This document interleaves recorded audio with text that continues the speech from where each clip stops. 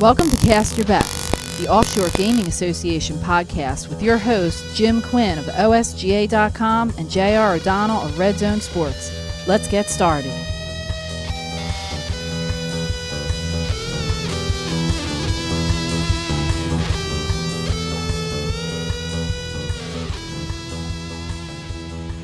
Welcome back, folks. This is the fourth episode of Cast Your Bets. My name is Jim Quinn from OSGA, and I'm here with my good friend J.R. O'Donnell from Red Zone Sports. And right now, I believe they're calling him 6-0 J.R.O. How you doing tonight, man? I'm doing great, my friend. We've been on a nice, tremendous roll here in the NFL and college football. There's only one way to go and up. The sky's the limit. Love being on here talking football, and let's see if we can hang up two more solid winners for the listeners. Yeah, some real solid advice last week. Picking some real nice games there for the listeners, and hopefully we can do a little bit of that. Hopefully we can also do a little bit of educating people, because we want to do more than just give out picks here. We want to try and help people be able to, drink their own water at some point and not have to necessarily go out and rely on someone else. In addition, we'll talk about some sports books towards the end of the podcast. And, we want to start out with a topic this week that you and I were talking a little bit about it last week, JRO. College football, NFL football, same playing surface, same size football. But outside of that, and especially in terms of betting the two different games, your college and your pro, it's certainly a different approach there, is from what I've been able to tell. I actually stopped betting college football a couple of years ago because I felt like I would be better off giving my money to charity because I couldn't hit the side of a barn with tomorrow's newspaper. But NFL is a different story. So what are your thoughts there, Jeremy? How do you approach the two different versions of football? Because you obviously are giving out picks for Saturday and Sunday, and I think you're going to give us one for college and one for pro today. Yeah, you make some excellent points there in reference to the disparities of college and the NFL. If I have a little time here, and if I give me a little chance to talk about the college football traditionally has been a little bit easier to hit the spreads from year to year. The reason that is, obviously, is you get some true effort from college. And the NFL, the lines are traditionally sharper. The NFL lines come out on Sunday night, Monday morning, and all week long, those lines become sharp in the NFL. The public bets the NFL tooth-fisted when it comes to those lines.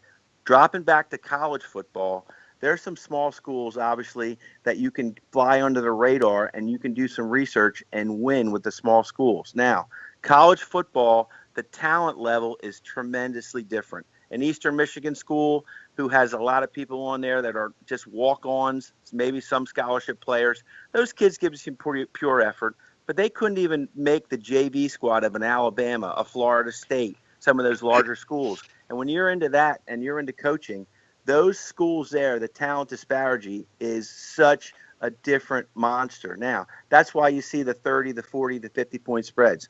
First thing I want to tell the listeners, when you see the 30, 40, or 50-point spreads, you're going to leave that game alone. You're going to try to go to some of the nondescript teams where some value, some live dogs, 6, 7, 8 points. You want to stay away from the college football huge spreads.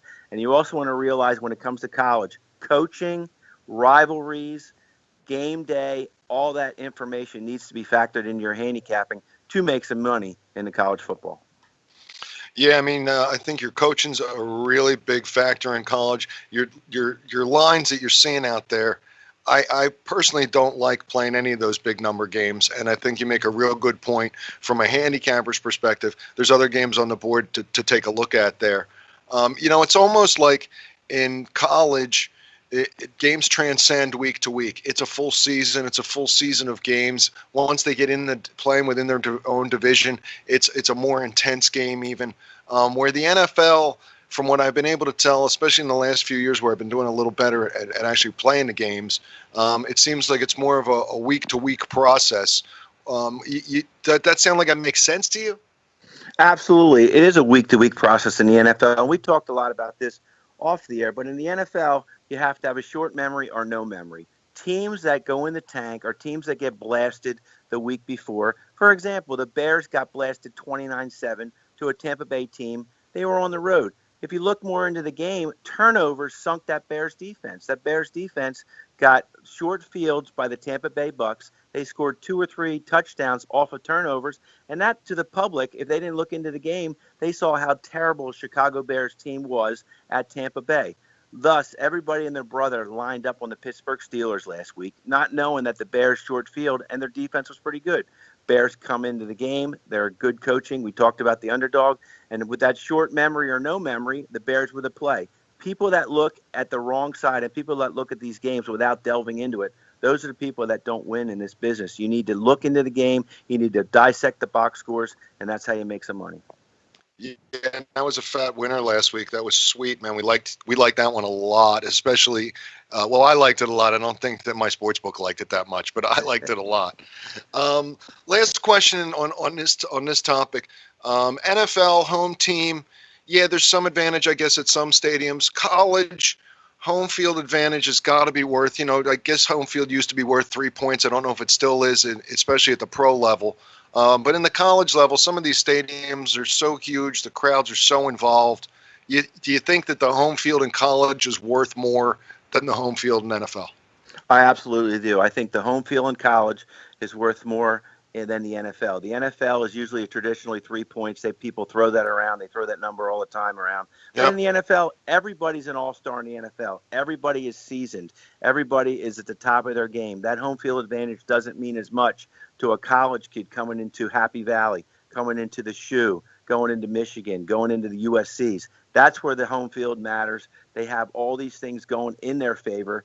The kids, obviously, it's the same turf, the same numbers, the same 10-yard lines. But in the home field matters for my handicapping. I give it up to almost a 5-point spread with some of the big schools. With some of the bigger schools where they're putting 100,000 people, 80,000 people. I think in Nebraska, Lincoln ends up being the biggest city in the tri-state area or something during a Cornhuskers game. So you think those games are even, a little more edge to the home team? Absolutely. But one thing I do want to caution the listeners is the sharp books, the offshores, they all factor that in that also. So right. That line, like I said, that line, people know that. Like I said, it's not a unknown fact that they factor that home field in there, knowing full well that the line does indicate that. So believe it or not, when you get a team like that, a la the Michigan laying 27 against an Air Force, they bet that down to 24. They had that big blue home field advantage in there. And you know what? The sharp people looked into it. Air Force came in there. And obviously it was a winner now. It's easy to say. But that home field advantage got inflated. So a sharp handicapper is also going to look at it the opposite way to make some money. I got you. That's a sweet angle. I like that a lot, man. So on the show so far, you haven't lost a game. It's pretty impressive. And I imagine that if people go over to pregame.com, they can find you over there and maybe grab a couple extra winners. You're over there at pregame every single day, aren't you? Every single day for the last 8 years, I've been at pregame.com. I could be at a lot of websites, but I hang my hat at pregame.com. It's a nice, solid website. We're transparent. I've been doing very well so far, and that is correct. If anybody needs to find me, it's just pregame.com, and just look for J.R. O'Donnell. And you give our OSGA members a free pick on Saturdays, right? I think you give a college pick out every week. Absolutely. They would normally have to go buy from you, but they get it as an OSGA member as a little perk. Absolutely. I give you a nice 2-star members play. I'm going to do it every weekend for you at OSGA. I love the website, love being associated with you guys. And pregame.com and J.R. O'Donnell are going to fire you a 2-star winner each and every weekend. That's fantastic, man. We love hearing that. So our quest now is for 8-0. 8-0. This week, I want to let you know I've got all kinds of papers here. I actually have my computer screen up looking at games even while we're talking to try and get in the zone with you. I don't know what you've been doing, but I'd like to know who you have for college this week, man. Well, this week I'm going to play a senior-laden team, a great coach, and I'm going to go against the public. Now, a lot of people say, JR, you're always talking about the public. You have these way outlandish statements about the universe and the solar system. But right now, the public darling is Eastern Michigan with a nice team coming into Kentucky. Now, Kentucky got beat last week. They blew a 27-14 fourth quarter lead to Florida. It yielded the final touchdown with 43 seconds left. Everybody's going to think Kentucky is a down team now. They got beat by Florida. They had the game in hand, 43 seconds left, and they're going to want no parts of Eastern Michigan coming in here, obviously. Now, I'm going on the flip side. Las Vegas, the offshores, and the sharp people. Kentucky opened up at a 14.5-point favorite versus Eastern Michigan. They are a senior-laden team. They are well coached, and they can play football. I don't think they're going to be hurting one bit.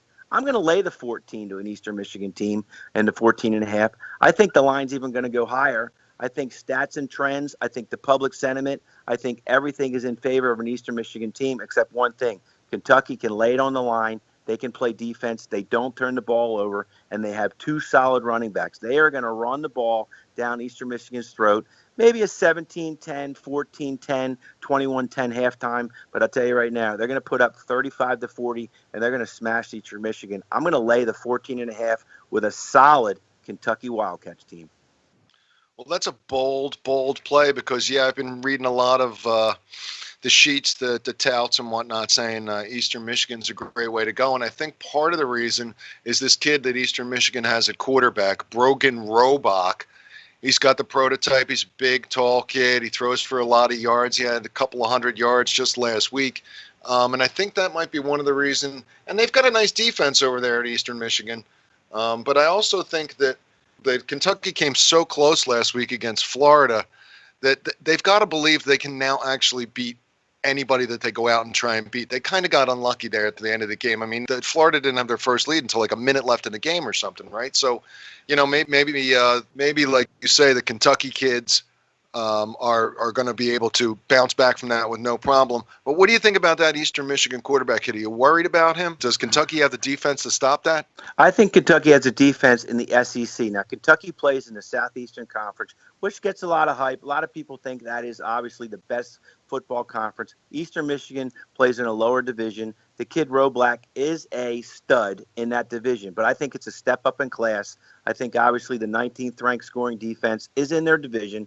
I think this conference game, which is going to be the first meeting, this out of conference game, which is the first meeting, is going to say a lot for that Kentucky program. If they weren't such a senior-led team, they got their doors blown in a couple years ago, these freshmen, then they're sophomores, now they're juniors. Listen, they can return the favor now as seniors, as they have obviously 12 seniors that are leading the show, offense and defense. They got a solid line, and I think the first meeting with Eastern Michigan is going to open a couple eyes. I think Kentucky can get the job done. The 14.5 tells me something. That is respect to the Kentucky Wildcats. Yeah, good point, man. Good point. So that's going to be for those keeping score at home and noting that the score is 6 wins, 0 losses right now. We're going to go with Kentucky laying 14, even 14.5 you'd be okay with, right, JR? Absolutely. 14.5. I think the line's actually going to go up a little bit. I think basically you're going to get some late money on Kentucky. The sharps who I talk to, I have a lot of guys out there that are way sharper than myself, and I lean on them. Hey, any goody handicapper out there is going to realize that you can always get some help, and I got some sharp guys, and they love Kentucky this week. The public's on Eastern Michigan, and the sharps are playing Kentucky. All right, man. Then that would be Let's Go Cats. Like hearing that. Folks, we'll be right back after a quick break, and word from OSGA. We'll be back with a nice fat pro winner, NFL winner from J.R. O'Donnell from Red Zone Sports and Pregame. We'll be right back after this. The offshore betting industry is totally unregulated. Where can you turn to make sure your money is safe offshore? The Offshore Gaming Association, OSGA. Visit the Offshore Gaming Association at www.osga.com or call them toll-free 7 days a week at 877-OSGA-BET. That's 877-674-2238. Established in 1998, the OSGA has been the ultimate watchdog for the unregulated offshore betting industry. They have helped thousands of players find secure, reputable offshore wagering outlets and perform dispute resolution for hundreds of wronged players. Visit the Offshore Gaming Association at www.osga.com or call them toll-free at 877-OSGA-BET. Welcome back to Cast Your Bets. Jim Quinn here from OSGA with 6-0 J.R. O'Donnell. JR, it's time for the NFL pick of the week here on Cast Your Bets. I know I'm looking forward to it because I've cashed 3 winners in a row. I even had one in a parlay. I'm not going to lie. I played a parlay with one of them in it. So, it's time for me to, take another shot at the bookie and make back some money that I lost on the baseball this week. So maybe you can help me out. I would love to help you out. And if I could tell my own horn a little bit last week, I know I had those Chicago Bears plus 7.5. People didn't really like that one against that public Pittsburgh Steelers, and Chicago Bears got the job done. They're a pretty strong team. But this week, I'm going ugly again this week. I'm going to go a team here where I'm going to look at an LA Chargers team. That's right, the Los Angeles Chargers, the 0-2 Los Angeles Chargers are going to play our own Philadelphia Eagles. Now, the Chargers have opened up at a 1-point favorite. They're currently -2, and they're at home, and this is a great scheduling spot for the Chargers. They're on their 3rd consecutive home game, and teams that have lost 2 consecutive home games that are now at home for the 3rd one are a solid 60% against the spread. That's a nice stat there, and I think it's just a tough spot for Philadelphia after that win last week, 61-yarder. Nobody can debate that kid from Memphis. And they're going to come into a Chargers team, and this home field advantage is going to be tough for the Eagles to get up again. Now, I don't like to play the cliches of that it's going to be tough for Philadelphia, but these guys are professionals. Darby was obviously a big key in that defensive backfield. Eagles are hurt a little bit. Stats and trends, which I don't take all the time, but there's one that just jumps out and hits me right between the eyes. Philadelphia Eagles, 2-8 straight up and against the spread on the road here with the Wentz and Peterson era. And let's think about this also. If the Kareem Hunt doesn't go off for about an 80-yard TD run here, basically, and I'm looking at this, they would have held the Chiefs to 220 yards. Kansas City beat San Diego, and Hunt went for an 80-yard TD run, and they basically can stop the run. Rivers, who is getting old in tooth, can play a little bit, but I think basically they're going to bounce back, and I think it's a tough spot for Philadelphia. I'm going to lay the 1, 2.5, even 3 by game time, and I think Philadelphia is going to be in a tough spot. I'm going to play the Chargers against our hometown Birds. I'm going to call for them by at least a touchdown. It's just going to be a long day for the Birds. Yeah, that's another. You love finding these ugly games, man. It's kind of funny. But I don't really like the Eagles this week. It's not necessarily that I like the Chargers play that much, but I don't like the Eagles. Chargers starting out the season have yet to get their first win in their new city, so that's kind of got to be a bummer for them. I think it's more a case of this game is, are the Chargers really that bad or are the Eagles really that good? I think we're going to see the Eagles defense definitely getting a little chewed up. I mean, Fletcher Cox is now out for a couple of weeks. It's like a triage unit in the Eagles defense. They're going to the West Coast, where traditionally it doesn't seem like they travel all that well out west, at least in the last couple of years. So you might have a fat winner here with those Chargers, JR. Let me tell you, the uglier the better. The marquee games, the Dallas Cowboys, the Pittsburgh, the uglier the better. And, hey, they still pay you the same if you can bet the ugly games versus the regular games. I try to stay away from those marquee games. However, I'm a numbers guy here. I do the stats and trends. I'm up at, 3 o'clock this morning, and everybody knows that's the truth. Is I'm sitting in my computer at 3 o'clock this morning working on these numbers. I have a lot of people that I'm accountable for. I like to work as hard as everybody else, even harder. But to turn some of these stats into winners is a tough job. Everybody can just call himself a so-called expert, but if you put the time in it, actually, the harder I work, the luckier I get. Nice. I like that statement a lot, man. You got to put that one out on pregame right under your name. The harder I work, the luckier I get. So you're looking at the Chargers. Right now, I see that number creeping at 2. Is the Chargers, -3 going to be a bummer for you if it gets that far? Well, I'm hoping it doesn't get to 3, but I will not. And I'll say this right now. I'm not going to lay more than 3.5 with the Chargers. I mean, I know that everybody and their brother would love to send it in two-fisted, but if the Chargers get to 3.5, I'm going on record here to saying that I don't like to play the Chargers 3.5 or even 4. That's a tough. I can see a field goal game here by the Chargers and the Eagles, especially with their kicking game. But, at 2, 2.5, it's definitely a solid play. Yeah, that kicking game of the Eagles. It's funny. In the first week, the kid misses the first field goal, and he gets booed the next time he comes out. Now they're carrying him off the field on their shoulders. Philadelphia is a crazy place to play, man. Absolutely. Yes, absolutely. Great. The kid had a great career at Memphis, 61-yarder to win the game. Hey, they're going to remember him for a long time. But, hey, let's put that behind us. Now they're going on the road, and let's see what they can do again this week against a team. They're a backed-up dog here. The Chargers are ready to play. Yeah, and it's what we were just talking about in the very first segment. It's week to week. You can't expect that kid to come out and kick a 61-yarder, just like you can't expect the Chargers to give up an 80-yard run to a running back. So, you might have a nice fat winner here in the Los Angeles Chargers. By the way, I meant to set the over-under at how many times I was in the San Diego Chargers. I was going to set it at 2. I actually typed it out once this week, man. It was really funny. I'm like, wait a minute, I don't think they're in San Diego. I had to actually look it up. No, they're really in Los Angeles. JRO taking the Los Angeles Chargers and his dog up to -3. Fido likes this play, too. It is fantastic. All right, well, I put a little dog barking in there, obviously, because sometimes I play those ugly dogs. But basically, the Chargers are not going to be a dog, and they're also going to be a fat winner. All right, JR. So we have, two favorites from you this week, which is a little different than what we've seen in the earlier weeks. We've got Kentucky -14, even to 14.5, no problem on that in college football on Saturday. And then we're taking the Los Angeles,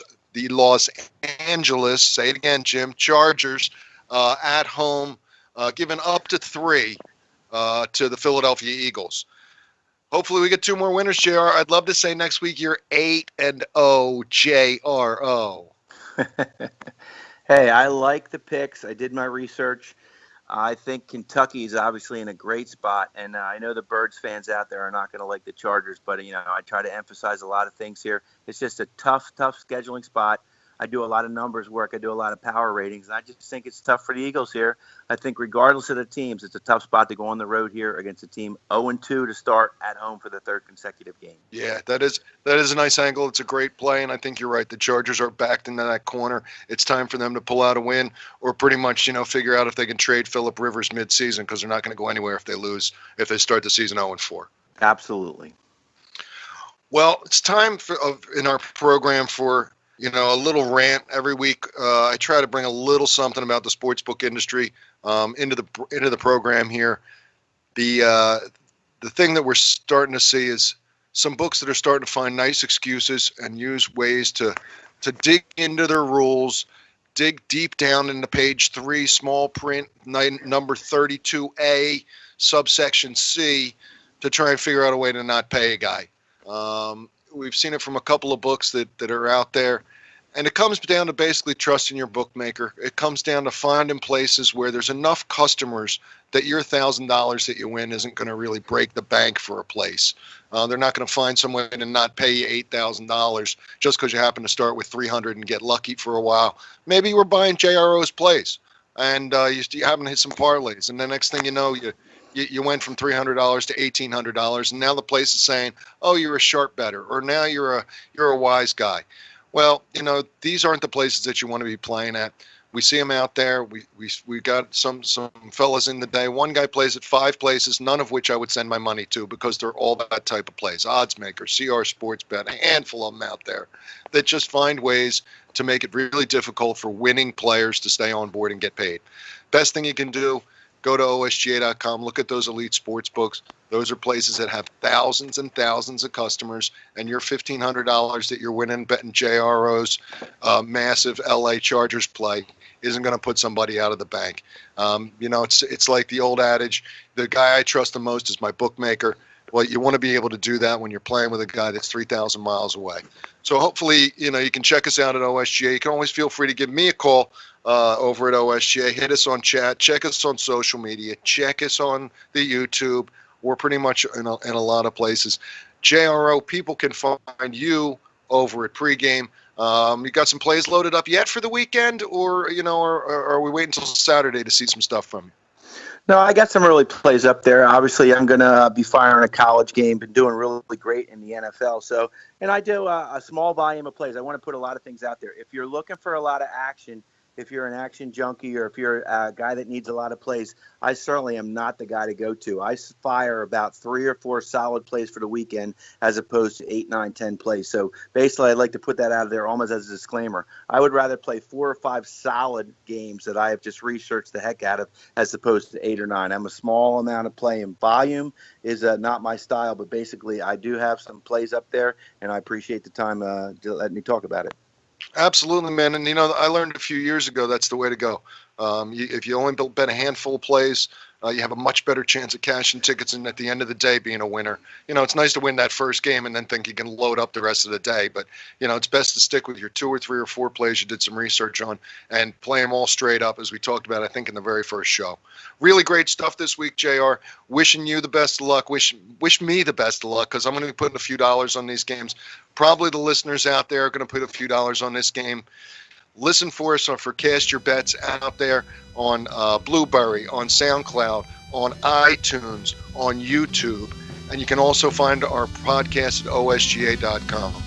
Thanks for listening to Cast Your Bets, and we'll see you next week. Good luck out there. You've been listening to Cast Your Bets, the Offshore Gaming Association podcast. Check in each week for more inside the sports gaming world, and don't forget to check us out on your favorite social media site and on our YouTube channel at OSGA Sports Betting. Thanks for listening.